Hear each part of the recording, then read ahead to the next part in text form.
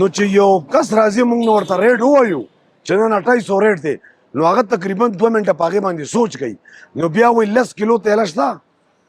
نو موږ ورته انکار وکړو غریب روان شي. د پنجاب حکومت په دې باندې مکمله پابندي ولګوله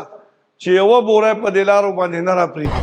بجلی د بجلی هسې نشته اوړو د اوړو هسې بندیز دی نو غریب سړی خو بس ختم شو. که چېرته اډې والا پې یو ګاډی راتېروي نو هغه نه په لکونو روپو بتا اخلي نو هغه ګاډی راځي. د دوو صوبو د پنجاب او د کې پي کې چې کومه مسله ده دا به ستاسو خپلو کې چې کوم دغه غلط فهم هغه خپله ختمه کوي د غریب عوام د غم وشي. غریب لګیا دی همدغه شی غواړي هغه تا نه بل څه نه غواړي یوازې صحت خو نه دی که نه چې تا نه یوازې صحت غواړي چې ته یې موږ صحت کارډ ورکو وړو کې بله ریلیف ورکړه که نه. او پټرول څه نه څه ارزان شوي خو د هغې اثرات د بجټ اثرات هغه په دې مارکیټ په سوداګانو نه دی پرېوتی او دا یو څوره دی شو چې بیخي پابندي پې لګولې ده په دې 3 ورځو کې د 2600 نه 2900 ته اوړو رسېدي 20 کیلو ریلیف زموږ ګورو حکمرانانو ته ملاویږي که هغه د بجلی په شکل کې دي پیټرولو په شکل کې دي غریب خو بس غریب تر لګیا رہے ختم شو. अस्सलाम वालेकुम नाजरीन, मैं हूं शहजाद दुरानी, आप देख रहे हैं डेली मैदान। खैबर पख्तूनख्वा में आटे का बहरान एक मरतबा फिर सर उठाने लगा है। एक हफ्ते का बल 2400 रुपये में दस्तियाब 20 किलो का आटे का थैला अब 2900 रुपये तक जा पहुंचा है। अगर पंजाब से गंदम और आटे की तरसील बहाल नहीं होती इसकी कीमतों में कितना इजाफा होगा, इस बारे में तमाम तफसीलात हम आपको अपनी इस रिपोर्ट में बताएंगे, हमारे साथ रहिए। زما رامبیل نامه ده د دې اوړو د مارکیټ صدر یم او د اوړو دا کمې چې راغو اوړه چې دا شارټ شوي دي یو خو دا د چې څومره غنمو سیزن اوس چلېدو ټول فلور میلونو د پنجاب غنم سټاک او بله دویمه دا ده چې د پنجاب حکومت په دې باندې مکمله پابندي ولګوله چې یوه بوره په دې لارو باندې نه راپرېږدي. هغه ټول غنم چې کوم به موږ له دلته راتله هغې باندې مکمل بندیز لګولی دی یوه بوره موږ ته نه راپرېږدي. که چېرته اډې والا پې یو ګاډی راتېروي نو هغه نه په لکونو روپو بتا اخلي نو هغه ګاډی راځي. او دا یو څوره دی شو چې بیخي پابندي پې لګولې ده په دې 3 ورځو کې د 2600 نه 2900 ته اوړو رسېدي 20 کیلو. د دې د خطو او کدي اوړه راپرېښو او لاره کولو شو د پنجاب حکومت لاره کولو کا او غنم اوړه راپرېښودی شو نو زه خو دا امید لرم چې انشاءالله واپس هغې کې 2000 ته ورسي او کوم دغسې دي ظلم کوي او په موږ باندې دا اوړه بند کړي نو دا اوړه زه یم چې د 3000 نه به مخکې لا شي ځکه چې زمونږ د خیبر پښتونخوا حکومت کوټه نه ورکوي فلور میلونو ته پکار ده چې دوی بندوبست وکړي د خپلو غنمو او دوی فلور میلونو ته غنم ورکړي او دا د زمونږ د مقامي فلور میلونو اوړه دې مارکیټ ته راورسي نو انشاءالله د ریټ بلاندې راشي. زما نوم صداقت الله دی او زه د کې پي کې چیرمین یم آټ ډیل ریسټوریشن. کم ګاډي چې د پنجاب نه راځي په هغې باندې په ځای په ځای په چیک پوسټو باندې لګیا دی پیسې علي هغه ګاډي راپرېږدي.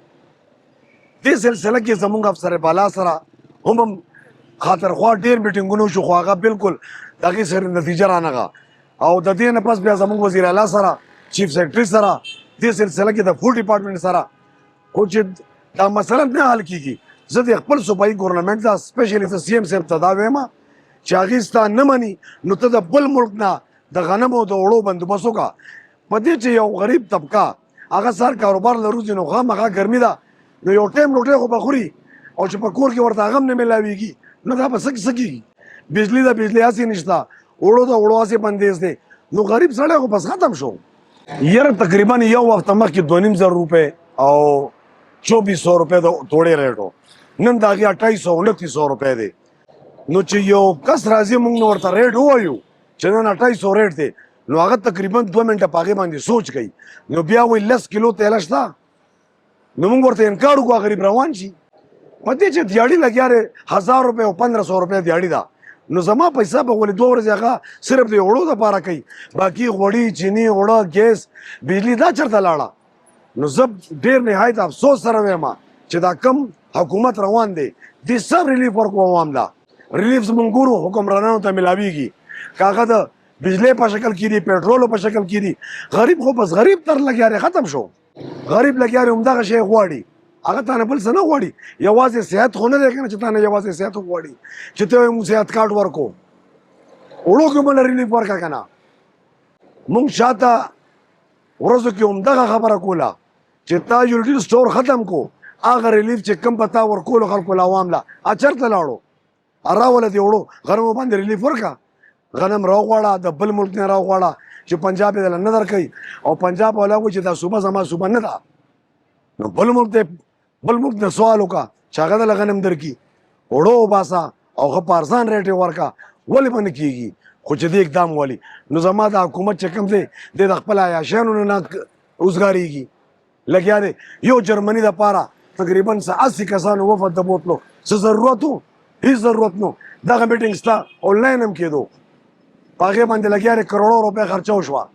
دا په دې عوامو لګوه که نه ولې نه لګې زما نوم فهد دی او دلته رالم زه سودا مې کوله نو وړه ډېر ګران شو صاحب موږ دا د اعلی حکام نه دغه کوو چې غم دې وشي د دې عوام هم صرف د ځان غم دې نه کوي که هر رقم دغه دي ځان ته هغوی هر رقم مراعات جوړ کړي دي بلو پاسپورټ شو داسې نور څه وسایل د غریب عوام دا کوم انسانان دي د دوی هم غم وکړئ صرف د ځان دغه مه کوئ او بل که دغه د دوو